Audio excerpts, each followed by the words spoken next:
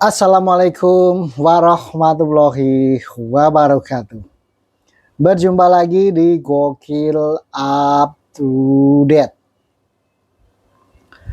Nah, teman-teman semua, di video kali ini kita akan melihat berita yang sangat menarik terkait dengan Refly Harun yang diledek habis-habisan oleh Egy Sujana. Lalu ada Dokter Tifa yang mengakui kalau dirinya bukanlah dokter. Waduh, kok bisa seperti ini?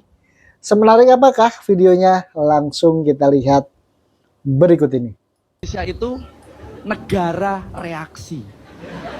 Masih ingat drama Ratna Sarumpait? Belum ada hasil visum, tapi reaksi para tokoh sudah konferensi pers. Foto lebam baru aja muncul, narasinya langsung jadi narasi nasional. Gila gak bro? Operasi plastik bisa bikin getaran gempa 9 skala Richter. Ingat waktu itu ya? Ada yang bilang ini pelanggaran HAM. Ada yang bilang ini tindakan represif. Ada yang bilang ini bukti kebiadaban rezim. Rebutan duluan kasih komen. Padahal faktanya itu bukan penganiayaan, tapi perawatan kecantikan. Begitu Ratna bilang, saya bohong. Mendadak pakai jurus ngeles. Ada yang bilang, saya hanya dapat info, saya juga korban. Bro. Sekarang ada drama ijazah palsu. Bedanya apa sih? Apa coba bro? Coba kita cek. Kalau Ratna Sarumpait, emosional, dramatis, muka lebam. Kalau kasus ijazah, pakai istilah akademik, pakai analisis, pakai kata penelitian ilmiah. Kalimat andalannya ini bukan tuduhan, hanya meneliti sampai kuburan diteliti. Kalau ditegur hukum, narasinya saya dikriminalisasi. Itu polanya bro. Drama usai, panggung bubar. Para pemain melanjutkan hidup dengan nasib. Betul ya? Produser dan sutradara kelak akan bikin drama baru, tentunya akan lebih seru. Bro, kita tunggu judul barunya. Mungkin saat deket-deket 2000. Salam, saya cinta Indonesia, saya Rina Adi. Mungkinkah? Saya itu dalam berbagai macam forum, baik resmi maupun tidak resmi, baik di webinar-webinar, seminar-seminar, di mana saya menjadi narasumber, menjadi pembicara, baik saya bicara di postingan-postingan saya, di berbagai sosial media, di berbagai channel saya tidak pernah satu kali pun menyebut saya adalah seorang dokter, lulusan bla bla bla, tidak pernah. Jadi kalau STF Driarkara itu mau protes, itu bukan protes kepada Dokter Tifa, tapi harusnya protes kepada bukan dokter STF. ini situs-situs ini dong. Mereka itu sama sekali tidak pernah wawancara langsung kepada saya. Mereka tidak pernah sekalipun melakukan verifikasi kepada saya. Mereka tidak pernah satu kali pun melakukan ini nih one to one conversation, discussion nama saya, yang kemudian menjadi dasar bagi mereka untuk menulis saya adalah seorang dokter filsafat dari STF Driarkara. Waduh, mata. Ternyata bukan dokter dari STF Driarkara. Waduh, ketahuan ya belangnya. Tapi dia ngelesnya apa? Katanya orang yang menulis artikel-artikel terus media-media itu tidak bertanya langsung padanya, tidak verifikasi dulu kepadanya, tidak bertanya one to one dengan si Tifa ini. Lah, Terus apa bedanya yang kalian lakukan dengan menuduh ijazah palsunya Pak Jokowi? Kalian nuduh ijazah Pak Jokowi palsu. Kalian tidak mewawancarai Pak Jokowi secara langsung sebagai sumbernya orang yang punya ijazah itu. Kalian tidak pernah verifikasi langsung dengan Pak Jokowi. Terus kalian tidak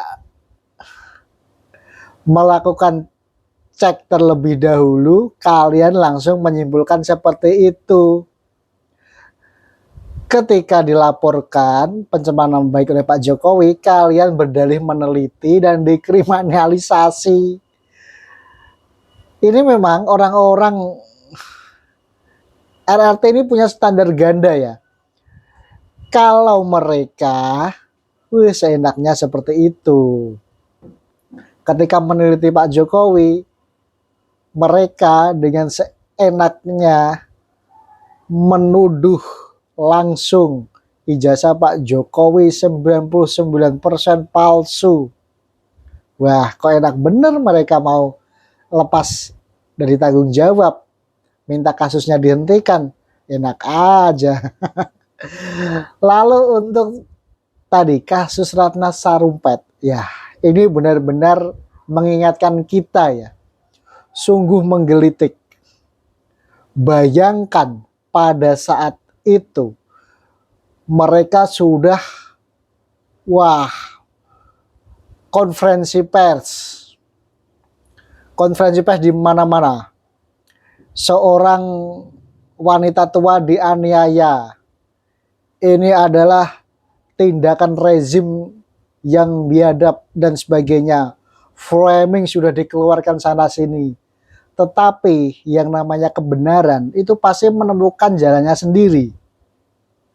Pada saat itu Dr. Tompi, karena dia juga seorang ahli bedah operasi plastik ya, dia mengetahui kalau muka Ratna Sarumpait ini bukan karena digebukin atau dipukuli, tapi muka lebam itu pasca operasi kecantikan. Dan Dr. Tompi juga melihat waktu itu background atau latar belakangnya itu rumah sakit. Rumah sakit untuk operasi itu. Nah, akhirnya semua terbongkar. Setelah terbongkar, wah, orang-orang yang konferensi pers pada saat itu langsung mundur teratur, lempar tanggung jawab. Playing victim, saya juga dibohongi, saya juga korban. Wah, dengan seenaknya seperti itu. Inilah ya, framing-framing yang dilakukan oleh para politisi-politisi jahat yang ingin mendiskreditkan Pak Jokowi. Dari dulu sampai sekarang, bahkan Pak Jokowi sudah tidak menjabat pun, saat ini masih diulik-ulik terus ijazahnya. Nah, kira-kira gimana nih?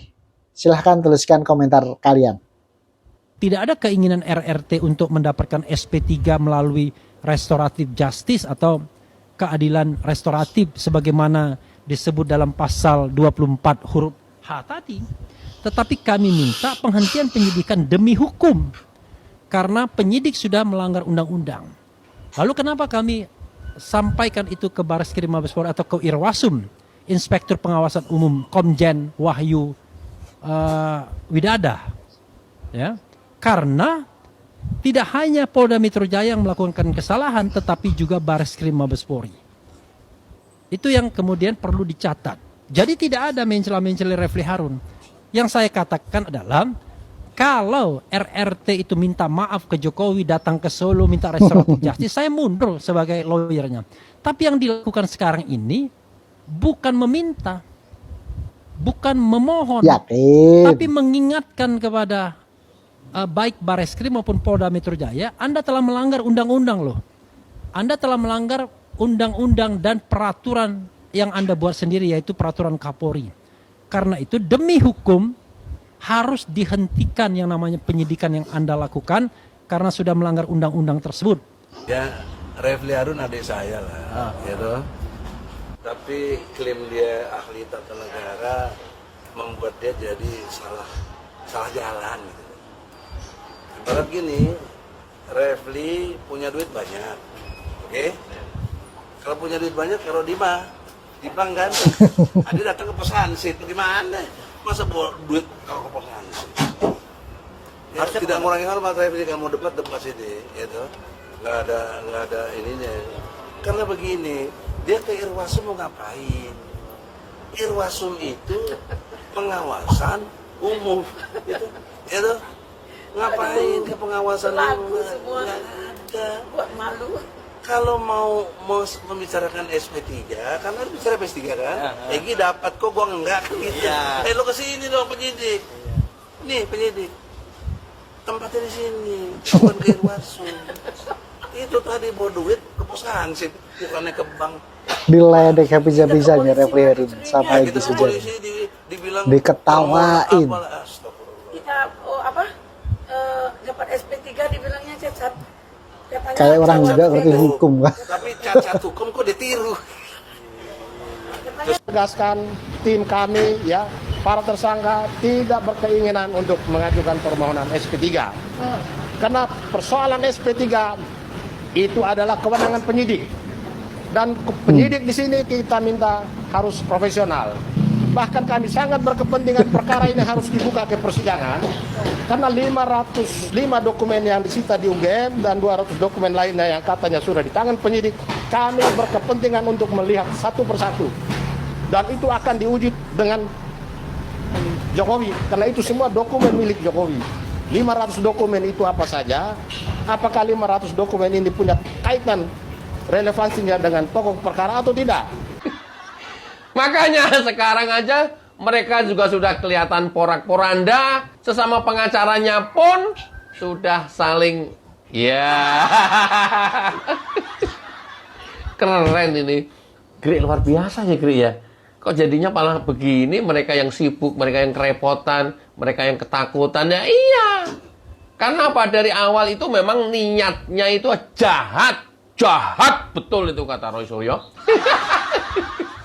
Orang yang ngatain orang lain jahat, itu sesungguhnya dia mempunyai pengalaman penjahat. Nah, ini nih yang makin lucu dari kelompok Roy Suryo CS. Pengacaranya saja pada saat konferensi pers, mereka itu malah saling adu argumen sendiri. Refli Harun mengatakan SP3. Tadi mengatakan tidak ada niatan mengajukan SP3. Ini mau sampai dibawa ke persidangan. Aduh, sesama pengacaranya aja nggak kompak. Saling cakar-cakaran, saling adu statement. Dan yang kita kaget ya, kemana Bang Kodzinudin? Kok sekarang sudah tidak terlihat lagi warawiri di media, di televisi? Apakah dia kalah saing sama Refli Harun? Lalu ngambek gak mau tampil di media lagi? Mungkin saja ya, karena seperti yang kita lihat, antar pengacaranya aja statementnya udah beda-beda. Yang satu mengajukan SP3, yang satunya lagi tidak ada niatan SP3, mau sampai ke persidangan. Yo wes sakaremu lah, terserah kalian mau apa. Tetapi pihak Pak Jokowi sudah mengatakan ini harus sampai ke persidangan untuk memulihkan nama baik dari Pak Jokowi itu sendiri. Biar nanti jelas dan tuntas di persidangan. Jokowi White Paper ke sidang umum PBB. Kita bedah forumnya. Mahkamah Konstitusi menguji norma, bukan fakta. MK tidak memeriksa ijazah. MK tidak membuktikan pemalsuan.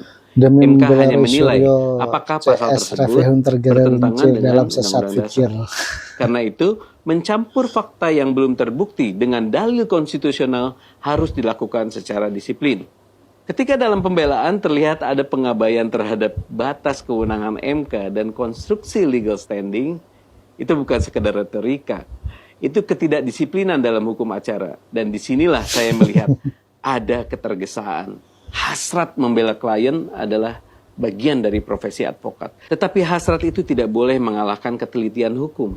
Ketika seorang ahli hukum berbicara dan argumen hukum dibangun di atas asumsi fakta yang belum terbukti serta diproyeksikan seolah-olah hampir pasti benar, publik akan membacanya sebagai legitimasi.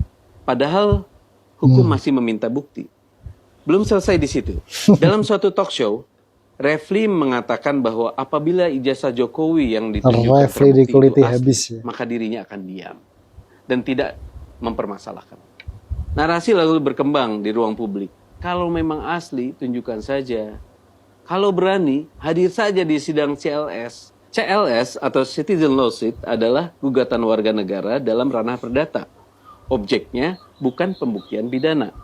Objeknya bukan menguji unsur pemalsuan. Objeknya adalah dugaan perbuatan melawan hukum dalam perspektif perdata atau administratif.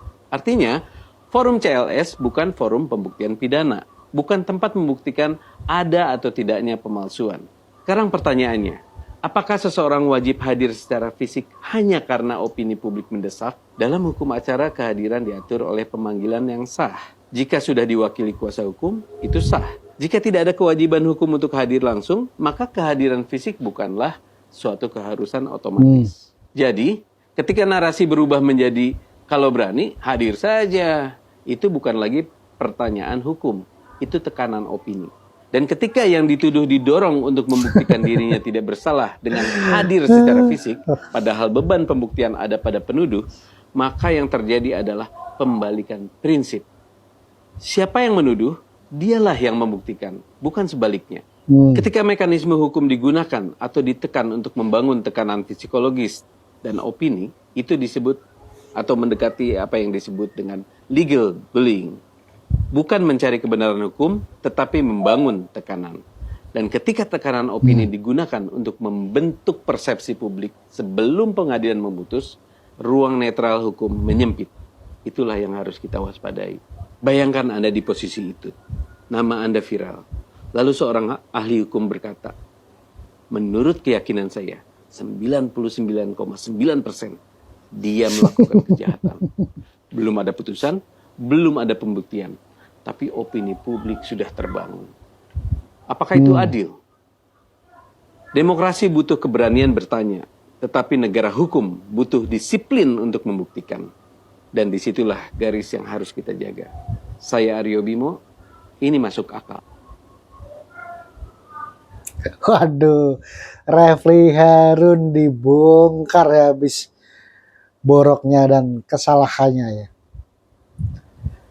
Terkait dengan pembelaannya kepada Roy Suryo CS. Nah, gimana nih menurut teman-teman semua terkait dengan video ini? Silahkan tuliskan opinimu di kolom komentar yang tersedia di bawah ini. Mungkin cukup sampai di sini untuk video kali ini. Jangan lupa untuk di like, komen, dan share. Dan sampai berjumpa lagi di video berikutnya. Terima kasih.